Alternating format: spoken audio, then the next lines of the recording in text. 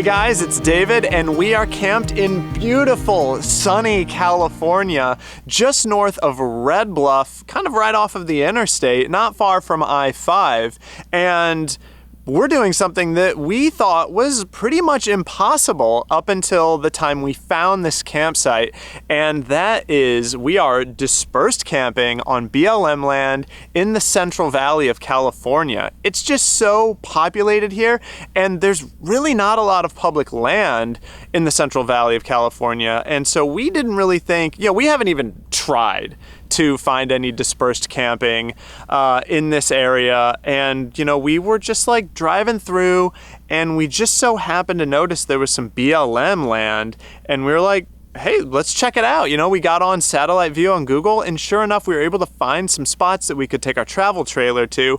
And we've been here for almost 2 weeks now and it's just a really beautiful spot to do some camping right off the interstate. Where we're at is called the Sacramento Bend BLM area, just between Red Bluff and Redding, California. It's got a 2-week stay limit, just like most BLM areas. And unfortunately, there's really not a lot of places that you can take an RV. You can put one. There's some pull-offs on the side of the road that runs through here.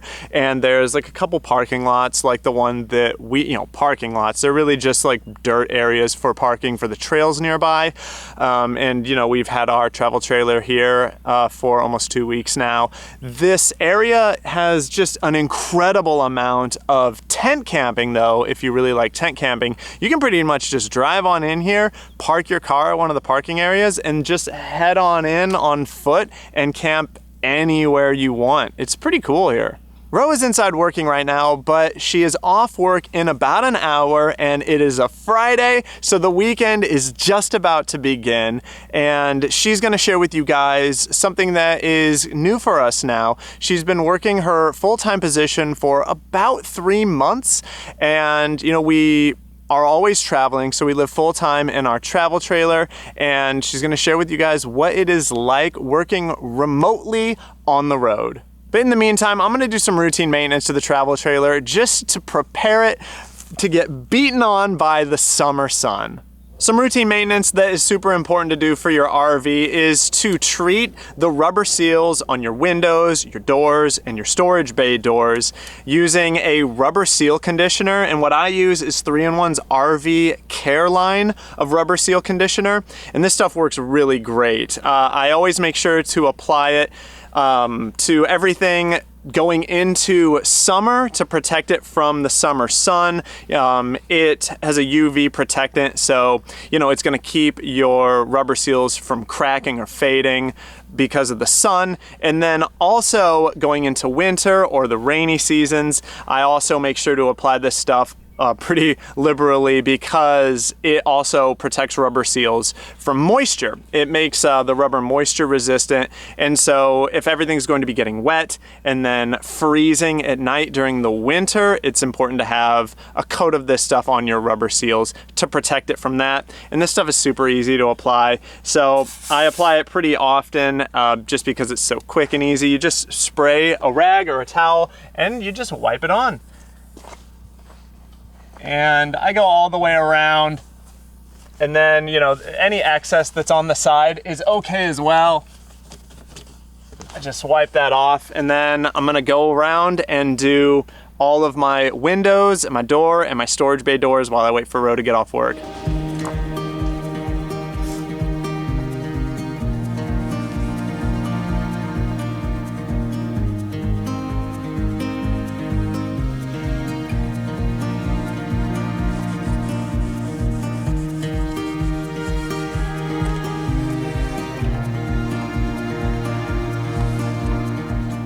And that's it. All of our seals are protected. Big thanks to 3-in-1 for sponsoring this video.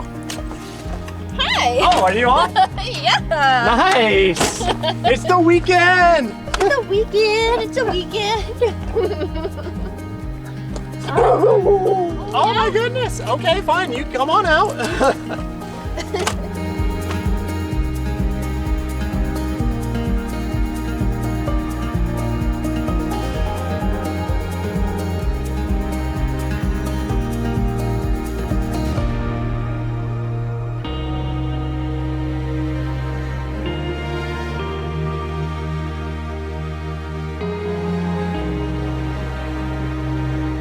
All right, Ro, you've been working for 3 months at your new job. And so how do you like working remotely in an RV on the road? You know, honestly, I love it. Yeah. I have always really liked structure, so having an 8 to 5, I like. And as far as like the difference between working on the road versus like in a house, it's essentially the same. I would assume that there's like no difference besides the view out my window, honestly. I can tell you that from my perspective, when Ro is at work, her job is the most important thing. And nothing else around me even exists, though. Well, so I have my own tunnel vision. No. What I'm saying is that from my perspective, having a spouse that works in the same very small space that I am, I have to be really quiet because Ro is on the phone constantly. I am on the phone constantly. Well, soon it won't matter. I'm getting a new headset. Yeah. It'll be sound canceling. Yeah, but it's still like... So that's one of the troubles that I experience is just that like I have to be very quiet because you're on the phone a lot, and also you're also used to talking to me whenever you want to. I am. I know. I'm used to like just having you there, and you're my best friend, and so I always have all these things I want to say to you, and I'm just like, oh wait, she's working. Stop it. Yeah, that was definitely really hard at first. Yeah, for sure. The great part, though, is that you've gotten really used to that. You've gotten used to knowing that I'm probably on the phone. Yeah. You also are just able to glance over at my calendar and you know if I'm in an interview or anything like that. But just yesterday, I was in an interview, and I normally don't talk a whole lot on the interview. I'm listening to the other person most of the time and typing. And he just walked inside and said, "Hey, you." And I just went real loud. And I just turned and I just went, yep, gave me the evil look, and I was like, what am I doing? You just walked in and started talking? So that's definitely getting used to. Not having like a separate room is, it's interesting, but we're thoroughly getting used to that. We're getting over all of those kinks. We've even thought about like putting up a sticker that's like busy. Yeah, busy, not busy, busy, not busy. But, and then of course, probably a big pain, or, one of the biggest pains though, is always having cell signal, because you have to have internet for your job. And it has to be strong. Yeah, and so I guess just talk about like what it's like needing internet on the road and needing that for your job. So before I got my full-time job, we did really search for campsites that had strong signal anyway, but it wasn't necessary. We could drive to Signal if we wanted to, which means that we had access to more remote spots. This exact spot that we're in right now, we were not planning on being here. We were planning on being 2 hours farther into the Sierra Nevada mountains. It was gonna be gorgeous. We were even gonna go rock hounding, but now it's just too far away to make that a day trip. So we had to come back here because this is where we actually had signal. Yeah. And it sucks because now we've sort of fixed that problem. Yeah, we got a T-Mobile hotspot on top of the Verizon hotspots that we have. And just so, this week. Yeah, because, it's always been like something that we knew was a good idea, but I didn't want to pay for another hotspot. But, it just, at this, like you getting your job and it being mandatory that we have not just signal, good signal. So I realized, you know what? Now's the time. We just have to bite the bullet, get another hotspot with T-Mobile, because our T-Mobile coverage here is incredible and it's so fast. But our Verizon coverage is garbage. And so just having another hotspot to sort of expand where we can camp and where you can have usable signal was really important. Yeah, I can say that if I was staying in an RV park and we had to use their Wi-Fi, it would be much more difficult to do my job. I understand that most Wi-Fi at RV parks is not very strong, and I have to do video calls sometimes, and so my signal has to be pretty strong. And so we find 4G or 5G internet wireless signal, and we have those 2 hotspots now, Verizon and T-Mobile. Honestly, I don't know why we didn't get T-Mobile sooner. Thomas West was just like, hey guys, you should probably get T-Mobile. And we were just like, because it costs $50 a month, and I don't know. It's worth it. Yeah, it really is. Something I do find very challenging while working on the road is actually having a work-life separation. because we live in such a small space and the only seating we have is literally at my desk, I have nowhere else to sit in the RV except like on the bed, but like that's sitting cross-legged on the bed and my knees are starting to hurt. I'm in my 30s, come on. Or outside. Well, it's not always nice outside. So having that work-life separation is really important, and it can be very difficult for me to feel like I'm off of work after work. Sometimes it takes me a good hour to actually wind down and truly feel like I'm on my own. And what helps with that is on the weekends, we actually do things now. We used to not do things every weekend, and we would especially not do things on the weekend. It would be during the week. But now the weekends are precious. I have 2 days. If one of those days has bad weather, I have 1 day where I actually get to get out of the RV. But what we have been doing is if it's a bad day, then we'll go to some indoor attractions. Like the other day, we went window shopping and I loved it. And it was so nice. I almost bought something. I'm glad I didn't though.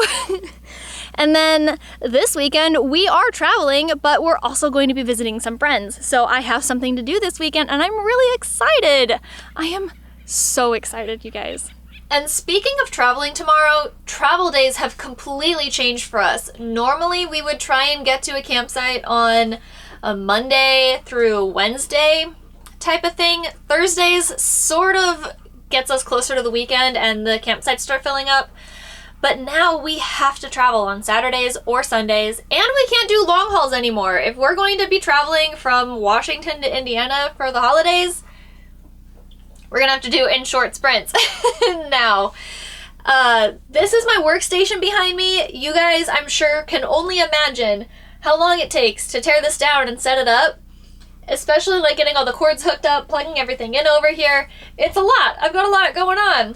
Having to do that after work or on a short travel day during the week is just a no-go. So now our travel days have to be a lot more planned out.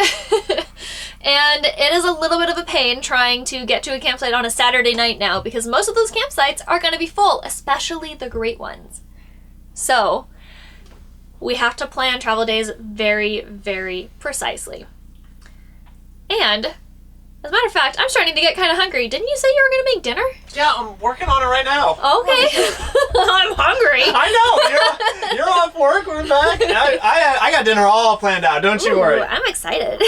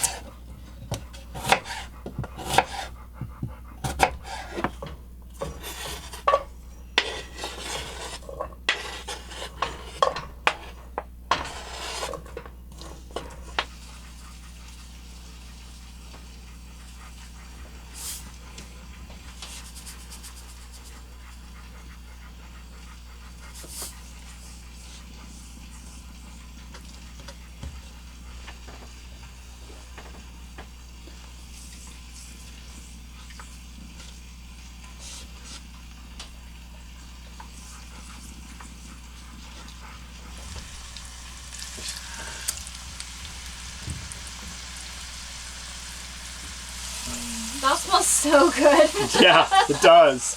What I'm cooking is a bison New York strip steak for Ro and I, some asparagus and potatoes. And I'm realizing now I've made way too many potatoes and asparagus, but that's okay because we're traveling tomorrow, like Ro said. And so this will give us some leftovers for the road. And the bison steak that we have is from a company called The Honest Bison, and it's great. I had never had bison meat before. We got in touch with this company, but it's excellent. And if you've never had bison either, I highly suggest you give it a try.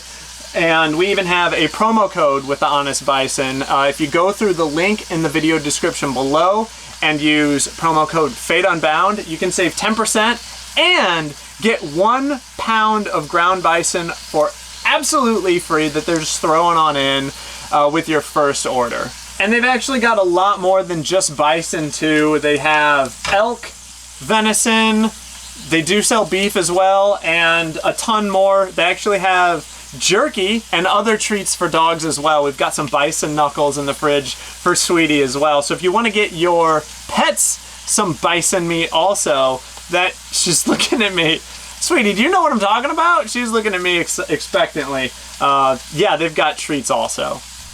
All right, here we go. That's yours? Yum. I hope you like it. Oh, I'm gonna love it. Yeah, I know. It looks delicious. It does. Thank you. You're welcome. Happy weekend! Woo! Yeah. And as you can see, this is exactly what Ro was talking about earlier.